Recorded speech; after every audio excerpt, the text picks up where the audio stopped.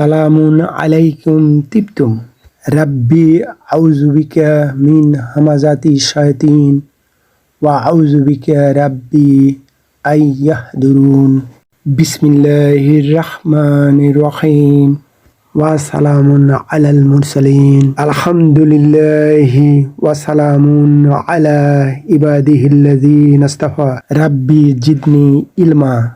প্রিয় মুহতারাম, আপনি যদি আল কোরআনুল মাজিদ জীবনে একবারও বুঝে পড়তে চান তাহলে এই ক্লাস আপনারই জন্য। সাধারণভাবে সাদা কালো আরবি অক্ষরে ছাপানো আল কোরআনুল কারীম তেলাওয়াত করলে বা পড়া হলে বোঝা যায় না যে কোন শব্দ কোন বৈশিষ্ট্যের বা কোন পদের। কিন্তু আমাদের ক্লাসে চেষ্টা করা হয়েছে কালার কোড দ্বারা প্রতিটি শব্দ পৃথক করা এবং একটি শব্দের মধ্যে লুকিয়ে থাকা অন্য শব্দকে বের করা পাঠক বৃন্দের বোঝার সুবিধার স্বার্থে। যেমন স্লাইডের মাঝখানে আল কোরআনুল মাজিদের একটি আয়াতের দিকে লক্ষ্য করুন। এখানে প্রথম শব্দ সাতাজিদুনি একটি শব্দ নয়, বস্তুত এখানে 4টি শব্দ। এখানে সা হলো হরফ বা প্রিপোজিশন, অর্থ হলো শীঘ্রই, আর তা হলো দুমির মুত্তাসিল বা অ্যাটাচড সাবজেক্টিভ প্রোনাউন, অর্থ হলো তুমি বা আপনি। তারপরের শব্দ জিদু হলো ফেল বা ভার্ব, অর্থ হলো পায় বা পাবে, এবং নি হলো দুমির মুত্তাসিল মানসুব বা অ্যাটাচড অবজেক্টিভ প্রোনাউন, অর্থ হলো আমাকে। এইভাবেই আমাদের এই চ্যানেলে প্রতি আয়াতের প্রতিটি শব্দকে কালার কোড দ্বারা আলাদা করে উপস্থাপন করা হবে দর্শকবৃন্দের বোঝার সুবিধার জন্য।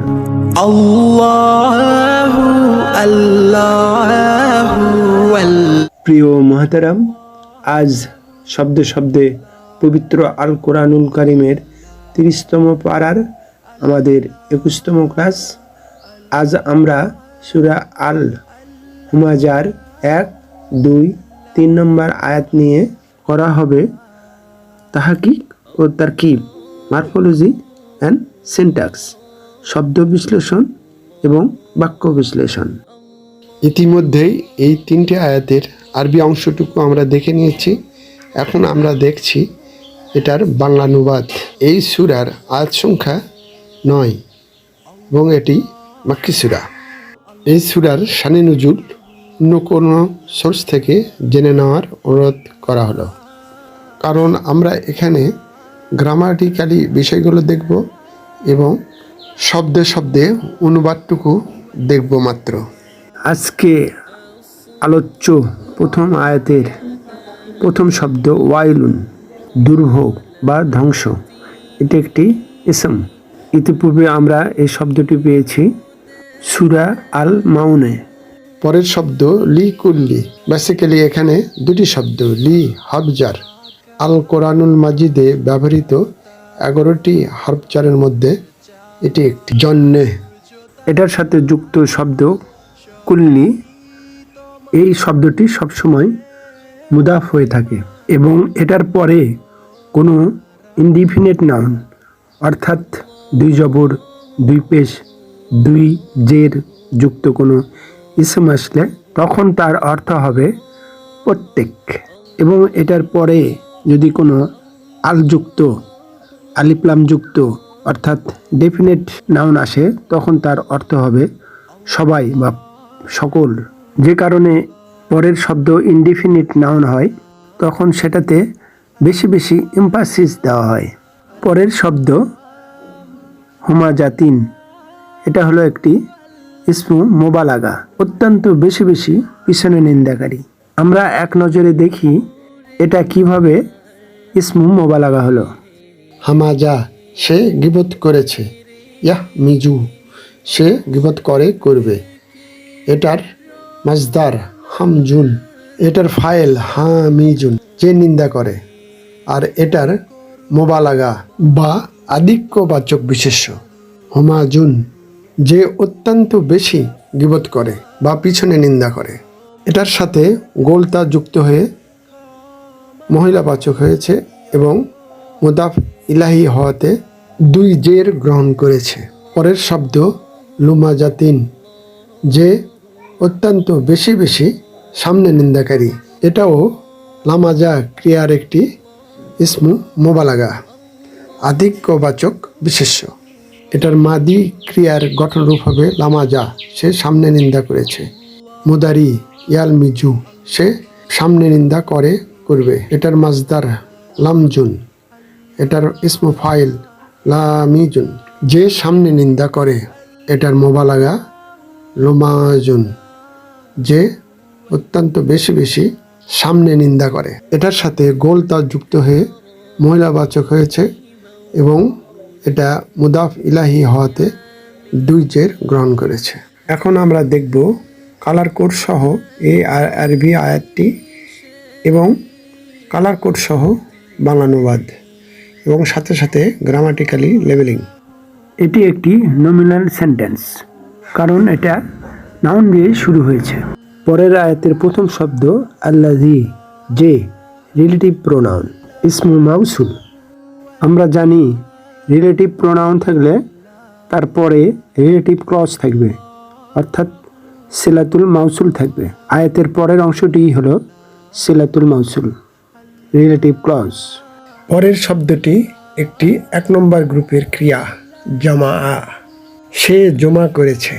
ক্রিয়াটি থার্ড পারসন সিঙ্গুলার মাদি রূপেই আছে, তাই না বোঝার কোনো কিছু নাই। আরবি ভাষা থেকে আসা একটি বাংলা শব্দ। কোরআনুল কারিমে এরকম প্রায় 300-350 শব্দ আছে যা আরবি থেকে বাংলায় এসেছে। পরের শব্দটি মালান, মাল সম্পদ। এটিও আরবি ভাষা থেকে বাংলায় এসেছে।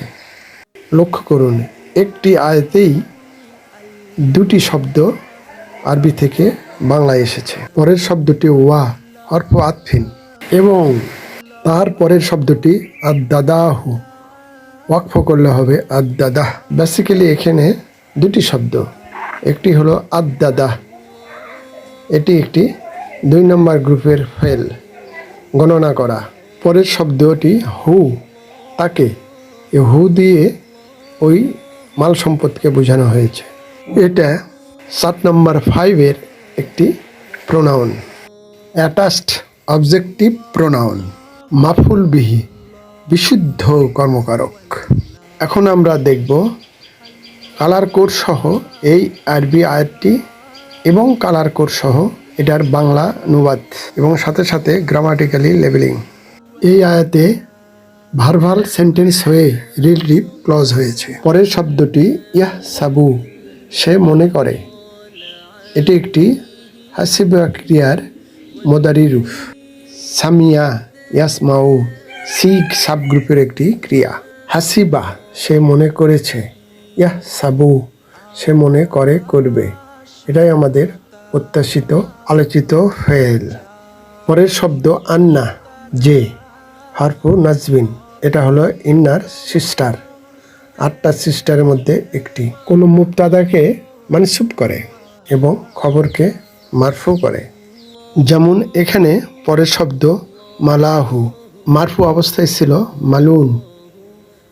আন্না আগে আসাতে এটা হয়েছে মালান এবং এটা হুর মুদাফ হওয়াতে 2 জবর থেকে 1 জবর হয়েছে।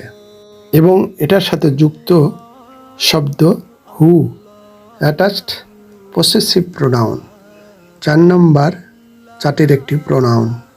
তার, তার মাল সম্পদ।